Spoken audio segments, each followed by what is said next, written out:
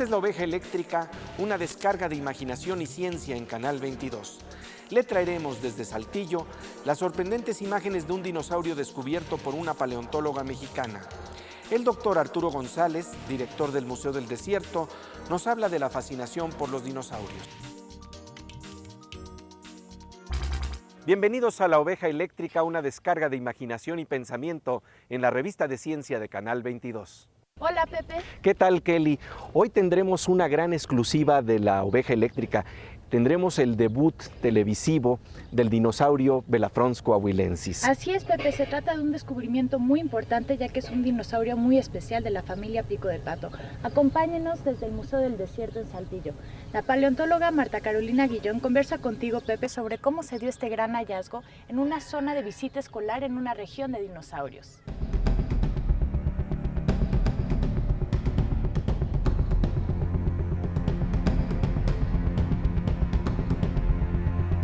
Marta, en un lugar semejante a este, similar a este, se dio el hallazgo, el gran hallazgo del dinosaurio Belafrons coahuilensis. Bueno, efectivamente, muchos podrían decir que fue encontrado por accidente y demás, pero yo puedo decirte que fue un conjunto de varias cosas, de la experiencia, del deseo por conocer. Y efectivamente, en aquella ocasión... Era el año de 1995. 1995, efectivamente, había sido un año de mucha lluvia. Y también en el área donde fue encontrado, en Rincón, Colorado, existe una representación educativa, ¿sí? Para los niños que visitan el área se les explica cómo se encuentran los restos de dinosaurio en la superficie, cómo son el proceso de los jackets, cómo se transportan al laboratorio. En aquel entonces teníamos la visita de dos camiones o dos grupos escolares. Uno de ellos terminó su explicación, era un día mucho más caluroso que el de hoy y los niños están chiquitos, ellos eran como de cuarto grado, comieron y dejaron por ahí algunos papeles en el ambiente, y mientras el otro grupo llegaba, yo me puse de alguna manera a caminar alrededor de la cantera del dinosaurio para el cual estábamos dando la explicación, y al bajar un pequeño arroyito, ¿sí? Había justamente una planta de sotol como esta, y en ese pequeño arroyo, curiosamente, el agua bajó y deslavó lo que era parte de la cola del Belafrons coahuilensis, y surgieron 4 vertebritas justo como estas, ¿sí? Embebidas en la matriz. Yo cuando las vi sentí un gran gusto, porque mi primera reacción fue: el animal está ahí, está todavía sepultado, apenas se va a empezar a salir. Lo cual quiere decir que no se podía descomponer. No se podía descomponer, estaba completo. Nosotros aquí, si tú vas al Cerro del Pueblo, al sitio donde están los dinosaurios, tú mismo tienes la oportunidad de encontrar 10 o 12 dinosaurios, pero encontrarlo completo o a punto de salir es muy difícil. Entonces esto pasó con el Belafrons, las vertebritas apenas estaban saliendo, supimos que era algo importante, e inmediatamente lo cubrimos y lo dejamos para excavaciones en años futuros. Después vienen años y años de preparación, entonces estamos cambiando lo que es la fotografía de la Tierra hace 72 millones de años. Estamos aquí en el desierto, hagamos un ejercicio de imaginación. Trata de describirnos esos dinosaurios que alguna vez estuvieron circulando por este lugar y cómo era este lugar. Porque de hecho, a mí el desierto siempre me ha dado la impresión de que es un mar seco. Y entonces, háblanos de lo que había aquí. Bueno, definitivamente tenemos que viajar en el tiempo al pasado. Era una planicie costera, ¿sí? Con algunas lagunas por un lado o con el límite de la playa por el otro, y tú puedes imaginarte, ¿sí? A un grupo de dinosaurios herbívoros, picos de pato, caminando por lo que es cerca de las olas. Y esto era un mar, por aquí había un mar. Por aquí había un mar, y este grupo de dinosaurios se cree que vivían muy cerca de los cuerpos de agua, y eso lo comprueban sus pisadas, sus huellas. Entonces yo me lo puedo imaginar a los dinosaurios en grupos, ¿sí? Con sus crías, algunos de ellos emitiendo sonidos, avisándoles a los otros que atrás viene el pariente del T-Rex en su búsqueda, y las hembras adultas tratando de proteger a sus crías. Los ecos de esas imágenes todavía quedan aquí frente a la pantalla de Canal 22. Te agradecemos muchísimo tu presencia en La Oveja Eléctrica.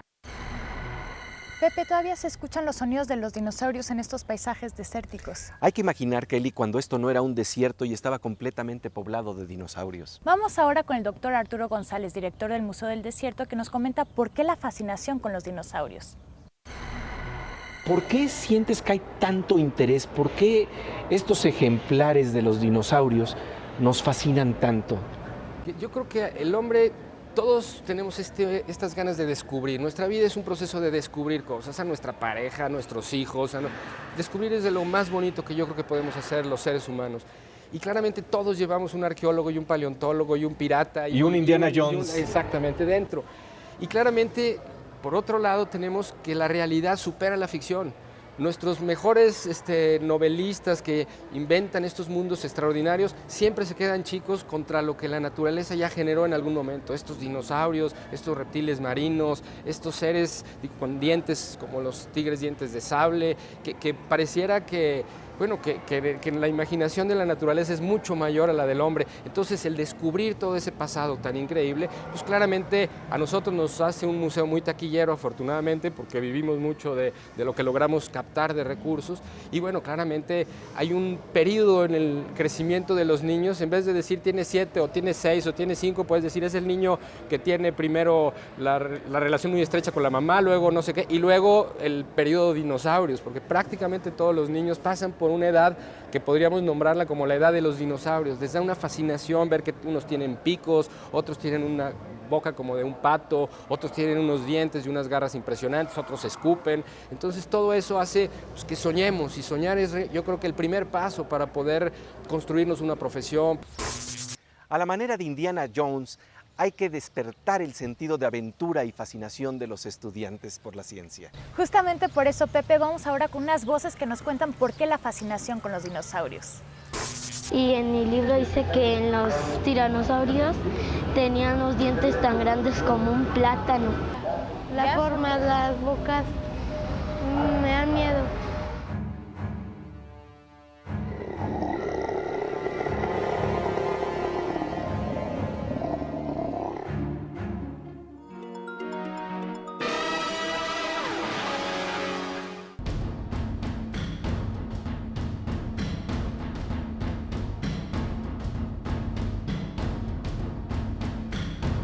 Pepe, ¿qué te parece si vamos ahora a la conversación que sostuviste con la paleontóloga Marta Carolina Guiñón con respecto a un descubrimiento muy importante sobre el dinosaurio Belafront coahuilensis? Marta, muchísimas gracias por permitirnos entrar a las entrañas de este gran hallazgo del dinosaurio Belafront coahuilensis. Y bueno, este es un hallazgo que pronto se va a publicar en la revista National Geographic, ¿no? Así es. Bueno, primero que nada, muchas gracias a ustedes por venir y por difundir este logro de todos los mexicanos. Y como tú bien lo dices, es un dinosaurio muy, muy especial que podemos ver en la parte de atrás. Está en una escala de 1:1, ese sería su tamaño original. Y efectivamente va a ser parte de la publicación de la revista National Geographic, ya que fueron ellos quienes subsidiaron parcialmente el proyecto. Aquí estamos viendo otro modelo a otra escala del mismo dinosaurio, ¿no? Así es, esta es la escala de 1:10. Mi compañero José Ignacio Vallejo está haciendo un excelente trabajo al dejar plasmado lo que es la madre Belafront adulta con su cría. Oye, y bueno, la verdad estamos teniendo algo que es una exclusiva para la oveja eléctrica, el poder ver el trabajo de reconstrucción de este gran dinosaurio. Háblanos de esto. ¿Qué estamos viendo aquí? Bueno, lo que van a ver en la mesa es la mayor parte de los restos esqueléticos del dinosaurio Belafront coahuilensis. Todavía parte del material está en proceso de recuperación de los jackets, pero lo maravilloso es que están viendo por primera vez los huesos que corresponden al cráneo. Tenemos aquí su hueso dentario, lo que es la premaxila, y lo más interesante, tenemos el hueso por el cual se hizo... el nombre, tiene ese nombre. De ahí viene el nombre, sí, que es un hueso muy característico en el frontal, que tiene la forma de una vela, como las de los barcos. De ahí el nombre, Belafront. Y lo curioso es que esa vela es una nariz, ¿no? Es parte de la nariz, exactamente, es el hueso tener la nariz en esta parte del cráneo, digámoslo así. Como tú bien dijiste, Belafront coahuilensis es conocido a nivel mundial por la descripción de su cráneo, ¿sí? Sin embargo, los elementos esqueléticos que tenemos aquí en la mesa están confirmando que definitivamente es un dinosaurio crestado y que es diferente. Se le llama también de alguna suerte dinosaurio musical. Bueno, porque yo oí este término relacionado con esta especie. Sí, bueno, ese término proviene justamente de eso, de cómo pudo haber sido su respiración y qué sonidos pudo haber emitido justamente para hacerse notar, ya sea con los miembros de su misma especie, las hembras, o tal vez para avisar que venía un depredador en camino. ¿De qué tamaño estamos hablando al estar refiriéndonos a este dinosaurio tan joven? Bueno, este dinosaurio, a pesar de que es joven, tiene 7,5 metros de nariz a cola y tendría 3,5 metros en la altura de la cadera, lo que son las piernas, hasta la altura de la cadera. Sin embargo, un adulto, ¿sí?, de esta misma especie, y en base a estimaciones que tenemos de otros ejemplares, podría llegar hasta los 12 metros. Pepe, imagínate encontrarte un dinosaurio de ese tamaño en un callejón. ¡Qué miedo!, ¿no? La verdad sí, pero habría que imaginarlos más que en un callejón, en un hábitat como este que prácticamente es casi el paraíso. El doctor Arturo González le comenta a Pepe sobre el tema el arte y los dinosaurios. El fósforo con el que encendemos un cerillo es el excremento de fósiles que vivieron hace muchos millones de años. El petróleo son estos animales y plantas y lodos que se descompusieron en una condición en donde, digamos, quedaron cubiertos y formaron este bitumen que se llama primero, y luego forman ya en la descomposición el petróleo. Como cuando en un bote de basura tienes un montón de basura y la tapas por mucho tiempo, al rato eso es puro líquido, ¿no? Eso es, digamos, una especie de lo que pasa con el petróleo. En Coahuila, por ejemplo, donde no hay mucho petróleo, o seguramente está mucho más abajo, hay unos grandes yacimientos de carbón. Los yacimientos de carbón más importantes de México, el 97% están en Coahuila, y el carbón también es un fósil, también es unos sedimentos de un delta y de unas lagunas de hace muchos millones de años, y claramente lo que sucedió es que este carbón no quedó sellado, como es el caso del petróleo, entonces se evaporó el agua y nos dejó el carbón, pero es un paso previo, digamos, a que se conformara el petróleo, ¿no? Lo que nos dice de que las verdaderas aguas profundas son las del conocimiento. Cuando tú hablas de esto tan entusiastamente, ¿hay algún antecedente desde el mundo del arte, de la novela, de la película, que te encendió la imaginación? Claramente en el arte es donde he encontrado muchas cosas que me permiten, pues, apasionarme, soñar. Estas cuevas en Altamira, en Francia, en España, con estas representaciones increíbles de arte. Picasso, cuando las fue a ver hace 50 años, dijo: después de esto, mi trabajo no es nuevo, o sea, aquí ya hay personas de hace 27,000 años que estaban haciendo o conceptualizando ese espíritu que captan, digamos, estos primeros hombres. Lo interesante del Quetzalcóatlus notropi, que es el nombre científico de este reptil volador, de este pterodáctilo, es que tiene 12 metros de una punta de la ala a la otra punta, es decir, es el ser vivo más grande que ha surcado los cielos, ¿no? Y claramente es un honor o es un privilegio que haya estado en esta región. Imagínate que en vez de águilas, los pterodáctilos estuvieran surcando estos cielos. Qué emocionante, Pepe, qué pequeños nos sentiríamos. Ya de por sí nos sentimos pequeños ante la inmensidad de estos grandes paisajes, ¿no? Así es, Pepe. Fíjate que tenemos 2 libros sobre dinosaurios para las primeras personas que contesten correctamente la siguiente pregunta. Y la pregunta es, ¿qué quiere decir Belafrons? Estamos hablando del dinosaurio Belafrons coahuilensis. Escríbanos al correo electrónico que se encuentra en su pantalla con la respuesta correcta.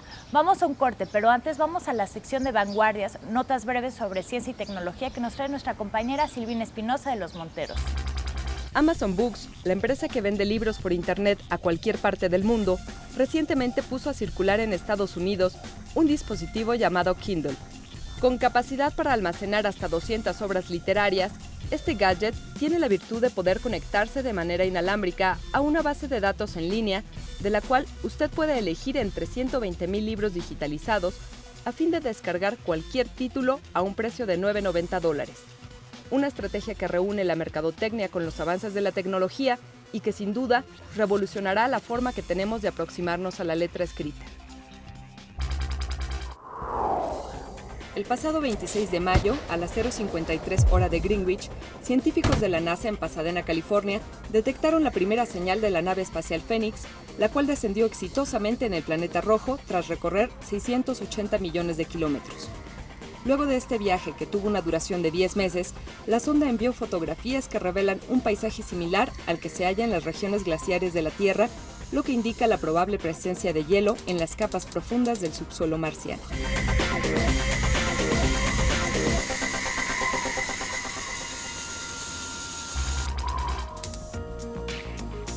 Desde hace tiempo se rumora, pero ahora sí, se hizo público un estudio elaborado por 300 científicos estadounidenses en el que se pronostica un gran sismo en California en un lapso no mayor a 30 años. Se trata de un supuesto terremoto de 7.8 grados en la escala de Richter que afectaría a los 10 millones de personas que viven en esta zona de alta actividad sísmica, recorrida, entre otras, por la falla de San Andrés.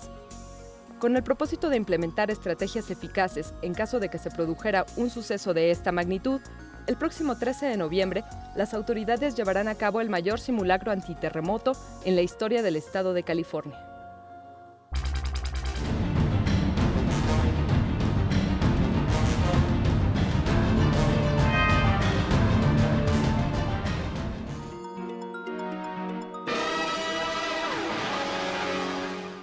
Algunos de estos dinosaurios eran herbívoros, otra forma de decir que eran vegetarianos. Como tú, Pepe.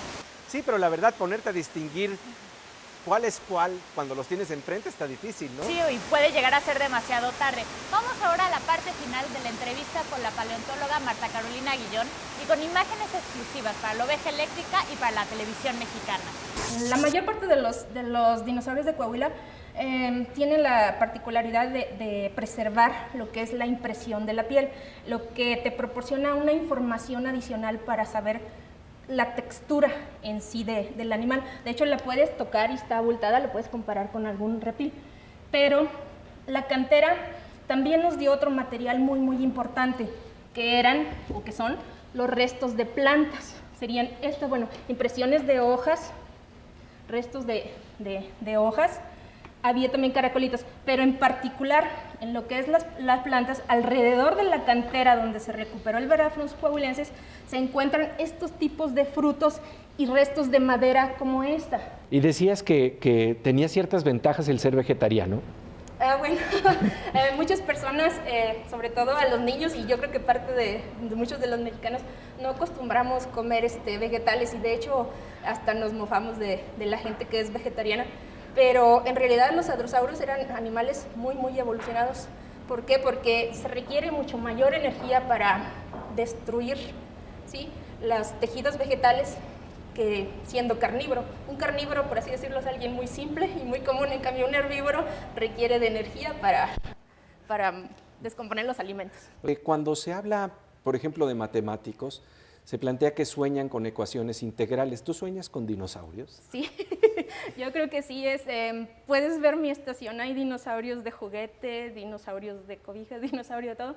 Es un tema muy apasionante que te ayuda, te despierta muchísimo la imaginación y sobre todo el interés por entender las cosas, por entender el mundo que te rodea.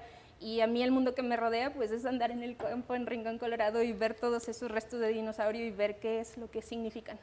Es que cuando estamos tocando estos restos, podemos decir que estamos tocando algo que ocurrió hace 72 millones de años, y como dice Tito Monterroso, y cuando despertó, el dinosaurio todavía estaba ahí. Muchísimas gracias por esta conversación. Gracias a ustedes.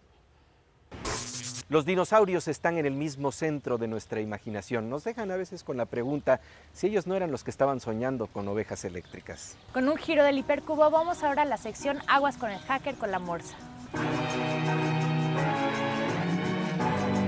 Detrás de mí está el tiranosaurio Rex, a mi lado está la Morsa, quien por supuesto es mucho más evolucionado. Bienvenido como siempre aquí a la Oveja Eléctrica. Gracias.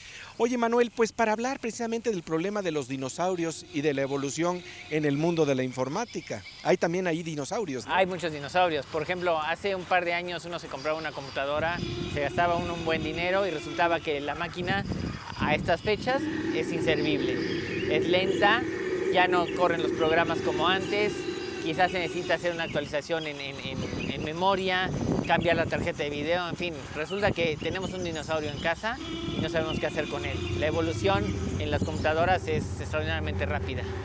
Y esto nos presenta también el problema de que esta evolución lleva a nuevos peligros que a lo mejor no son del tamaño de un dinosaurio, ¿no? Así es, yo creo que uno de los grandes peligros que enfrentamos siguen siendo los virus.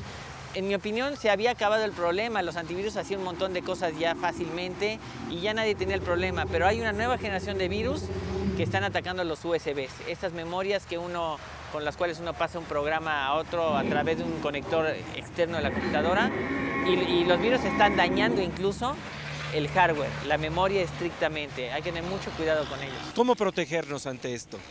No hay que copiar todos los programas que a uno se los dan y ponerlos en un USB. Es mejor en todo caso copiarlos en un CD y después probarlos. Pero el USB, si se daña 1 GB de memoria, uno pierde una buena cantidad de dinero porque se daña físicamente. Entonces es mejor no ser promiscuo y tener los programas que uno necesita nada más. De la amenaza de los dinosaurios pasamos ahora a la amenaza de los virus. Tal parece que este es un problema de la evolución y además los virus en la informática. Como siempre, te agradecemos tu participación aquí en La Oveja Eléctrica, querido Manuel. Y bien, pasamos ahora a la sección Veo con Miriam Moscona. Con un giro del hipercubo de La Oveja Eléctrica estamos con Miriam Moscona. Bienvenida como siempre, querida Miriam. Hola, Pepe, ¿qué tal? Oye, pues siento por ahí que vamos ante algo nebuloso en esta cápsula que nos traes. Primero te voy a preguntar algo. ¿Tú sabes cuántas veces puedes recorrer todo nuestro país desde Tijuana hasta Tapachula en tan solo un segundo a la velocidad de la luz? Se me escapó el dato, Miriam. Ay, Pepe, qué lástima. Pues mira, para tu sorpresa, casi 100 veces, 94 veces y media, para ser más exacto. Eso nos sirve de preámbulo para hablar de una nebulosa planetaria que se formó pues hace poquito, hace 10,000 años, y que para recorrer solamente uno de sus filamentos se necesita todo un año luz. Sin duda, tiempo y espacio son relativos. Veamos, Miriam. En 1787, el astrónomo William Herschel descubrió la nebulosa esquimal, llamada así porque desde la Tierra parece la cabeza de una persona rodeada por una capucha. Desde el espacio, la nebulosa muestra nubes de gas tan complejas que no han sido plenamente comprendidas. La nebulosa esquimal es claramente una nebulosa planetaria y el gas que se ve en la imagen formaba parte de las capas externas de una estrella parecida a nuestro Sol tan solo hace 10,000 años. Esta estrella se convirtió en una enana blanca, tal como le ocurrirá a nuestro Sol dentro de varios millones de años. Los filamentos interiores, es decir, el casco del esquimal, son expulsados por fuertes vientos de partículas provenientes de la estrella central. El disco exterior, que usted ve como una corona amarilla, muestra filamentos tan largos que para recorrerlos necesitaría viajar a la velocidad de la luz durante más de un año. Así que cuando padezca en el tráfico de la Ciudad de México, consuélese pensando en esta hermosísima imagen y en el tiempo que se llevaría para recorrer tan solo una de sus partes. Desde el Museo del Desierto en Saltillo llegamos así el día de hoy al final de esta emisión de La Oveja Eléctrica, que en esta ocasión estuvo soñando con dinosaurios. Así es, Pepe. Escríbanos al correo electrónico que aparece en su pantalla. Nos dará mucho gusto recibir sus comentarios y sugerencias. Los esperamos aquí en La Oveja Eléctrica. Porque en Canal 22 la ciencia también te ve.